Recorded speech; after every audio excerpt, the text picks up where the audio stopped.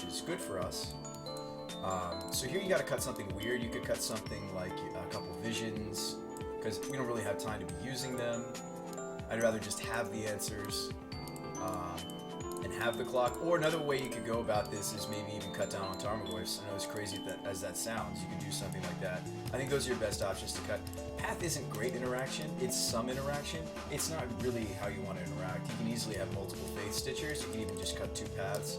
We can keep some in because they do interact, but they're not the best form of interaction. It might be too important for us to have the clocks, and the Scavenging Ooze does a better job answering the Faith Stitcher. Tremendously. Just does a tremendously better job.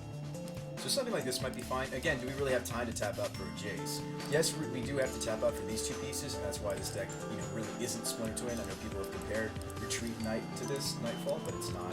It really isn't. You didn't part. I didn't want to talk about options in Legacy. First point, just entry into the format in general. Otherwise, just take the previous post. Okay. How much do I have to spend for Legacy? Well, that depends. FuManju asks, why is there a Thieves' Fortune? Because it's super sweet with Tarmogoyf. This is both instant and tribal. So that's actually going to grow your Tarmogoyfs on the double. I actually might be more interested in the Fortune than the Jace, because this will help us dig to the combo, and it allows me to keep my removal or counter magic open, whereas Jace is a tap out for. Now, in a grind match, this would be kind of cool because it's triple Tarmogoyf, but it is not a grind. So we are going to take a 6. This hand might be okay. The Remand buys you time. The Path can answer the Stitcher. If, again, he barely... Like, last game, if we had Path, we actually probably could have won. We would have had a turn to stick the Knight, and we would have, in theory, had a turn to stick the other combo piece. So let's keep this one. And we're going to... Actually, we can bottom this Glacial. The only reason you top this Glacial is because you... well, it's not an easy call. Our deck does need 3 mana at some point. Odds are you draw into it, though. So we can play a Temple Garden. Now, I wish this hand had a Knight or had Surgical for sure, but... What's the price for Legacy Dredge? I don't know anymore. We'd have to look it up. Snap. There you go, 200 ticks. And you could play your Dredge deck also in Vintage, it's not limited. See, I just don't like the Birds version because I have an answer for the Birds. I can upkeep Path him, and it just... can throw a wrench in this whole plan. This is why, this right here is an example of why I'm not a fan of the Birds of Paradise. Right here. Right here. More interested in thinning than playing the Glacial. This is just to save on life points against like Burn, for example, because we have a relatively heavy green mana base. You gotta compensate with some blue-white. So we can upkeep this bird. It turns him off from casting the Ascendancy this turn. Otherwise I have to hold up the Remand, but I'd rather just toast the bird, so to speak. It never feels great pathing a bird this early, but what it enables me is next turn I have Snapcaster Path, so that's the only reason I would do it. Sure, man. Oh, there goes your Ascendancy. And that's really all we have to do. We have to answer 3 more of these. That's really all that it's going to come down to. It's not that hard. If he tries to stick Carryton here, we have the Spell Snare, and I hope he does. Show me Carryton. Boom. Got him. He needs a creature. He needs a creature. I would almost greedily just get the Stomping Ground here. Or not Stomping Ground, Breeding Pool. Just shock ourselves, just make us have really nice mana. Again, I want more green sources for the Scavenging Ooze. I don't know why I was saying Stomping Ground. Boom. Look at this, look at that. Great interaction this time around. So you could hold up the Remand, or you could slam the Tarmogoyf. There's a lot of benefits to holding up the Snapcaster. If he has a second Carryton, I'm going to really wish I'd held up Snap Path or Snap Snare, or just Remand. Remand is very good here too. What you got? Yeah, you got it. Look at us just interacting. This is why I don't like Burst of Paradise. What did this card really accomplish? It got him I guess it got him an island. I mean, that's nice. Okay, you have a bird. Sure. This deck doesn't actually need a lot of mana to go off. Despite popular belief, I almost would just hit this other bird. There's no, for example, I don't see any Stitcher.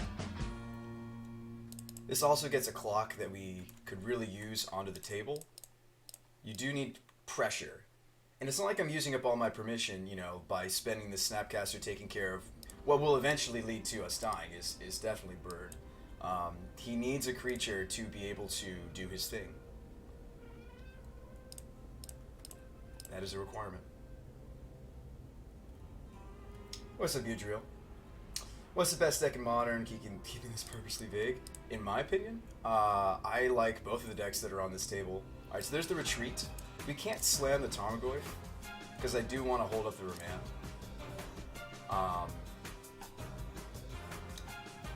Especially since there's a clock on him now, he really can't spend as much time as he'd like just derping back over here. This might be a flashback looting. Sure. I mean, he just gave himself a Snapcaster attack. He goes to 9. That's huge. This mana confluence comes at a cost. Sure.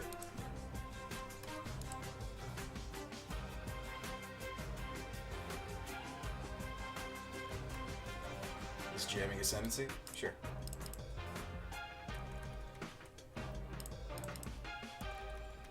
We tap like this. Remand. Into another remand. Huge. Give me a mana source, boom. And we're just doing what we need to do against this deck. We're playing that tempo, that crucial tempo game. He doesn't have enough mana unless he has exactly land and Phyrexian spell to go off next turn. He needs exactly what I just described. Remand is huge in this matchup. He's taking another point of damage on this confluence. That's nice. I'm gonna counter it, but I could try. Okay, we're gonna grab Basic Island here. You don't need to grab a basic. You know, we could have shocked ourselves. Really, since I of course play Ascendancy as well, I'm well aware that it's an all-in deck. We can tap the Bird blocker. This Quarrelhelm is going to be sweet. We're going to tap the Bird blocks and he's dead. He'll be dead on board. And this is how we kill. This is how we kill this deck. We just have a lot of interaction. We had a Spell Snare that was relevant. Every piece of interaction we had was relevant because he's ready to go off. Goes to 3. He's going to play another Bird. That's okay. This is a fetch land. I get 2 taps. It's relevant that this is a fetch. We have the kill in hand. We just have to do it properly. So you want to play the Retreat first. You want to play the Retreat to Quarrelhelm first. It's not going to involve this negate. We're going to get a trigger. We're going to tap a Bird. Say okay. Going to say yes. Going to crack this. Going to get another Retreat trigger. Oh, he knows what's coming. Okay. He assumes we know how to play our deck. Good. And that's how you do that. You know, we did lose game 1, but we're probably going to lose game 1. But just in general, against that deck, I would assume. But, you know, now we're ready for him. And I just, hopefully, that was a mulligan, too. He kept a 7, we kept a very decent 6 that drew well. I'm not going to lie, it did draw well. But, you know, look at us just interacting. We had only 2 paths in, we saw them both and used them both quite effectively, I would say. I don't think I'm going to board in the rest of them, but, you know, since we see him on the Bird's plan, Sunlance might be more appetizing. The problem is Sunlance doesn't answer the Fate Stitcher with haste. So, unfortunately, as much as I'd love to Sunlance a Bird instead of Path it, I just don't think it's worth the slot. What does Spellskite do in this matchup? What is this deck called? Okay, so Ironblood, what Spellskite does in the matchup is it totally screws with Fate Stitcher. What the deck is called, this is Nightfall. This is Nightfall.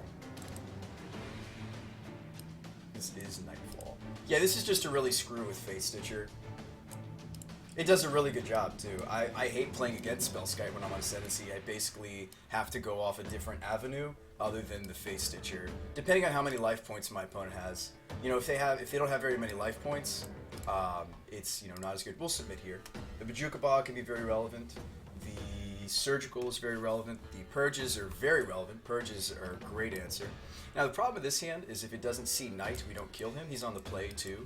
But we have at least an out to the Fate Stitcher kill. If he's got a Bird kill, well, we're in a little trouble. I can do some shenanigans with the Retreat if I don't spend this fetch till later. I can, like, upkeep tap his Birds. I unfortunately think we have to keep because, you know, what 6 are you looking for? Exactly Knight, exactly Surgical? If they're only one-ofs. Or the knight is a 4 of, but the surgicals are 1 of. I would say keep. We're on the draw. That was us using retreat another way other than the combo. Hopefully you guys were like, wow, that's really cool, Spawn. Being able to use... Alright, we'll save these fetches. You want to save your fetches in this deck if you see the retreat in your opener. I know it's strange, but these fetches are actually going to be really important once we land the retreat against this guy, if he's casting things like birds. Now this could be a Carrington. Carrington here means instead of playing Tarmogoyf, I have to play the Spellskite, because that might be, hey, I'm ready to go off next turn. If he goes Carrington here. Deck needs more Hedron Crown. If you have a Carrington, man, you probably just slam it here. He doesn't have it. Okay, we're in the clear. So I actually could, ooh, we just drew the Spell Snare, though. You could land the, we could land the Tarmogoyf or the Spellskite, but honestly, I really value this Spell Snare. It's one of the few ways that I have main deck to really interact with that Carrington, and Carrington, big deal. Carrington is a big deal. Yeah, it's a turnoff from, but the Goyf is a 0-1 right now. We're going to need to have some exchange of resources to really grow this Goyf anyway. This very well could still be him casting Carrington here. There's the Stitcher. So this Spellskite's going to be good. Show me Carrington. Show me Carrington. Gotcha. It's really nice when you also play the deck that your opponent's playing, albeit I play a different version than him, but it's just so huge. I know what he's thinking, more or less. I know where he's going with this. I just know. I'd rather conceal information. I think I'm going to play either Scalding Tarn or Misty here, and then we're not going to crack it necessarily because I want to use it for the retreat, but I do want to play Tarmogoyf and at least hint that I might have another piece of permission. Tarmogoyf, of course, is a 3-4 because we got creature, sorcery, an instant. It'll be a 4-5 after we crack the Tarn. He can't cast his Ascendancy, by the way. This is blue mana, this is blue mana. He needs a red or a white source to cast the Ascendancy this turn. Wish Goyf wasn't so expensive.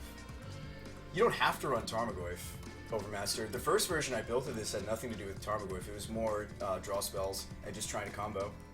You don't have to run Tarmogoyf. These, of course, are borrowed, thankfully. Alright, pitch a Glittering Wish, pitched another Stitch. This is a bird. If he goes bird here, I'm tempted to retreat. We're not cracking this Tarn. So it actually might behoove us to play the Skite. The problem is now there's a bird, so I kind of have to split how I want to combat this opponent. I may have to just go retreat, play a fetch land. Excuse me, play plains, play retreat, and then use the Scalding Tarn, tap the birds. The problem is, if he has Ascendancy plus another spell, it's just the nuts. You could sit back on the Snapcaster Spell Snare. That doesn't help really either. It's awkward. It is unfortunate. We did draw a lot of lands. This hopefully was going to be something a little more impactful than another land. Yeah, I mean, we can tap the bird down, but Ascendancy will untap bird. That's really the only plays I have. I can try to cut him off these Stitchers, or I can try to cut him off the bird mana this turn. I think the Spellskite's going to be more impactful. It also lets me set up for a better retreat. Also hints at me having more things, honestly. It hints at me having more stuff. Alright, so we're going to go with the, since we see double Stitcher, we're going to go with the Spellskite plan. It's unfortunate we just didn't see our interaction this time. Last game we saw a lot of interaction, this time not as much. Him pitching a Glittering Wish is a dead giveaway that he's drawn into his Ascendancy and is trying to go off this next turn. Dead giveaway. It's really unfortunate.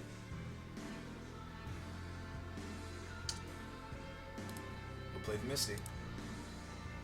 Now, we could have cracked, one of the fetches there to pump the Goyf, but I'd rather save it for the retreat. You can, though. We could have tried to put him at 10. And we'll see if it's relevant. If he wins the game at 1, it was very relevant then. Okay, silence, sure. I was just planning on using the spell Skype, but